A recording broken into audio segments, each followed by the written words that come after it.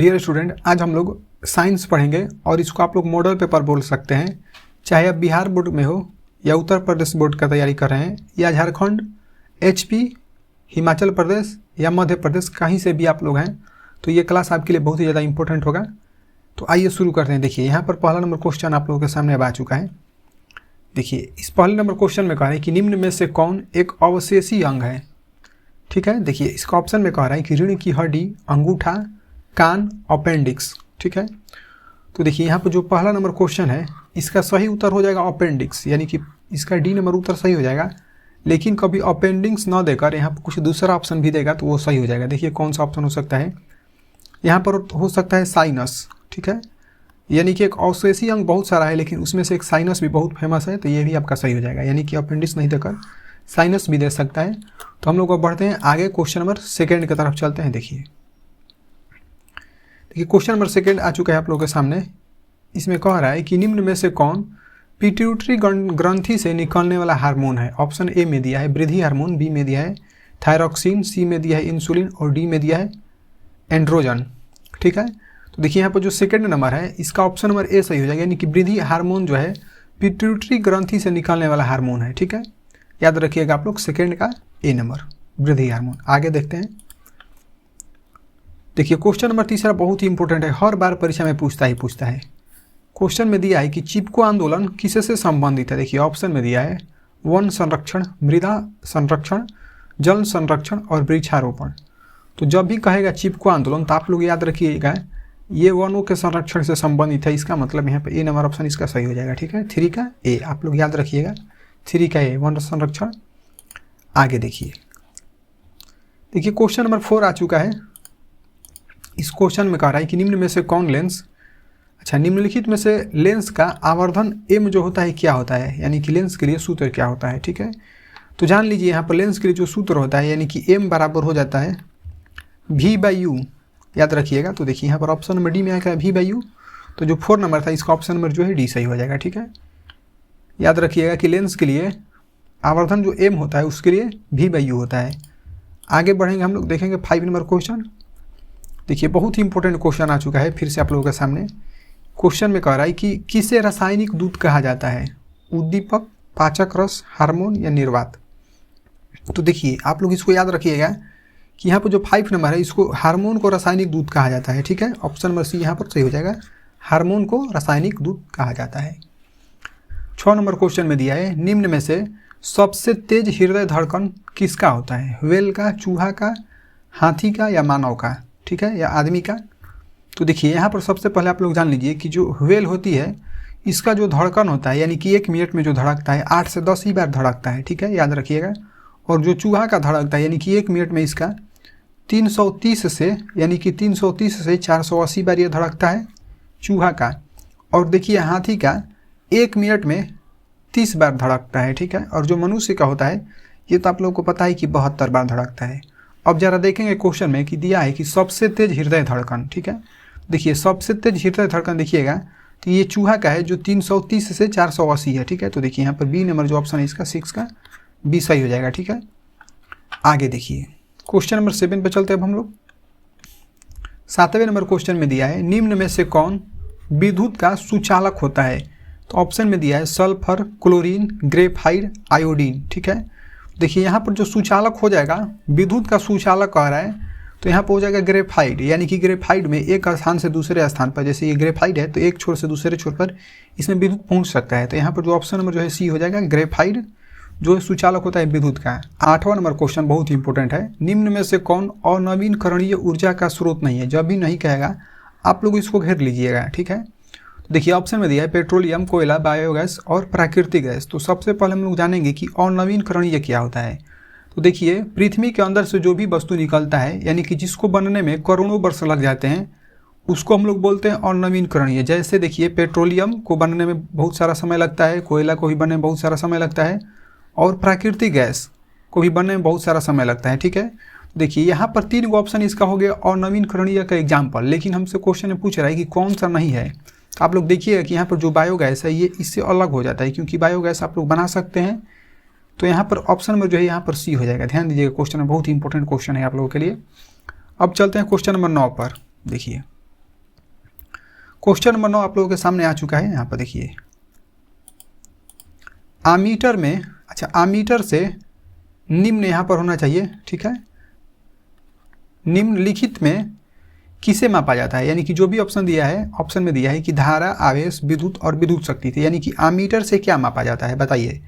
तो देखिए सबसे पहले आप लोग जान लीजिए कि आमीटर से हम लोग मापते हैं धारा, यानी कि यहाँ पर जो 9 नंबर का ऑप्शन मेरे सही हो जाएगा, ठीक है। और एक चीज़ और जान लीजिए इसमें कि आवेश का जो होता है, आवेश का जो एसआई मात्रक होता है वो होता है कूलाम। आप लोग याद रखिएगा, परीक्षा में पूछ सकता है कि आवेश का एसआई मात्रक क्या होता है, तो आप लोग बताइएगा कूलाम, ठीक है।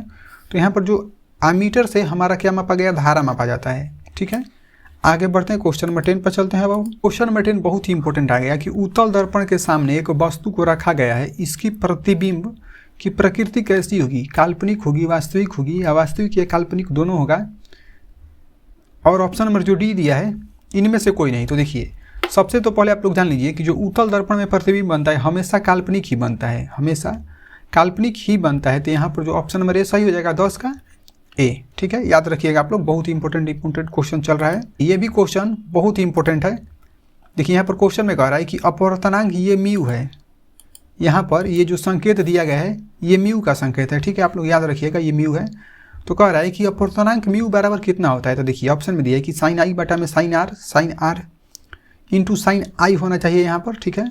और साइन आर बटा में साइन आई, और इनमें से कोई नहीं। तो देखिए यहाँ पर जो ए नंबर ऑप्शन होगा यही सही होगा, क्योंकि म्यू बराबर होता है कि साइन आई बटा में साइन आर होता है। तो जो 11 नंबर था इसका ए नंबर ऑप्शन सही हो गया, ठीक है।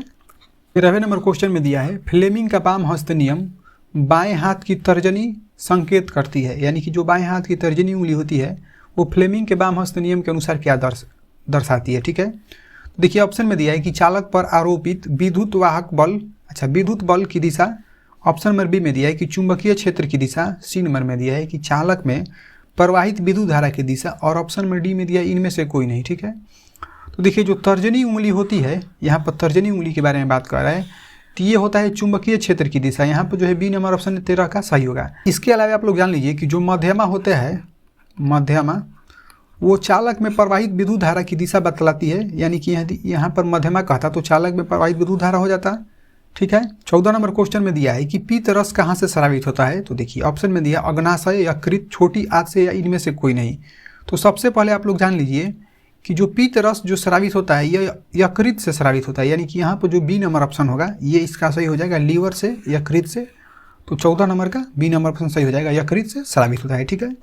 15वें नंबर क्वेश्चन में दिया है कि निम्न में से कौन सा अंग संवेदगामी नहीं है। ध्यान दीजिएगा कि यहाँ पर भी नहीं दिया है, हम पहले ही आप लोगों को बता चुके हैं कि जब भी नहीं कहेगा आप लोग उसको घेर लीजिएगा या नीचे अंडरलाइन कर लीजिएगा, कि जिससे आपको पता चले कि हमको नहीं वाला निकालना है, ठीक है। तो देखिए ऑप्शन में दिया है कान, आँख, नाक, दिमाग। तो सबसे पहले हम लोग जानेंगे कि संवेदी अंग जो होता है वो कितना है। तो संवेदी अंगों की जो संख्या है वो है 5, ठीक है।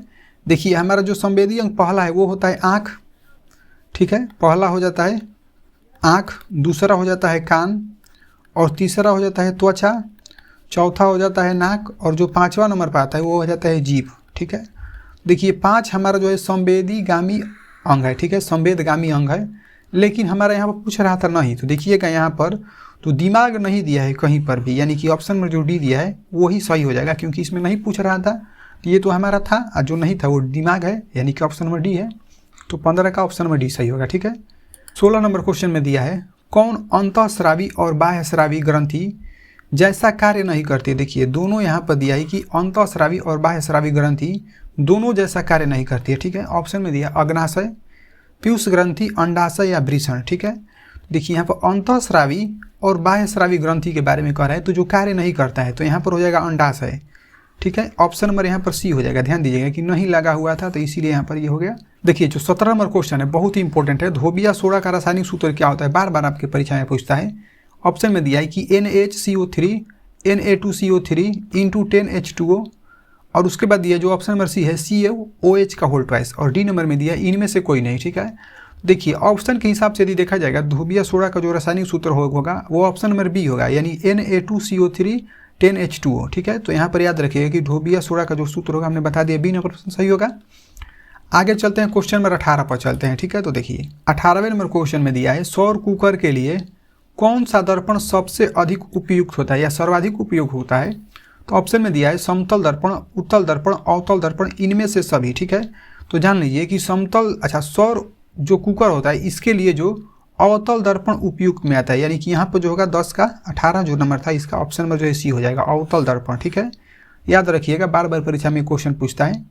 तो आगे हम लोग बढ़ते हैं क्वेश्चन नंबर 19 पर चलते हैं हम लोग। देखिए 19 नंबर क्वेश्चन में दिया है निम्न में से कौन बुझा हुआ चूना है, CaOH का होल ट्वाइस, CaCO3 या Ca। ठीक है, तो देखिए यहाँ पर जो बुझा हुआ चूना होगा वो ऑप्शन नंबर बी हो जाएगा, यानी कि CaOH का होल ट्वाइस। याद रखिएगा, ऑप्शन नंबर बी इसका सही होगा, 19 का बी नंबर। आगे देखते हैं हम लोग क्वेश्चन नंबर लास्ट पर चलेंगे, 20वें नंबर पर।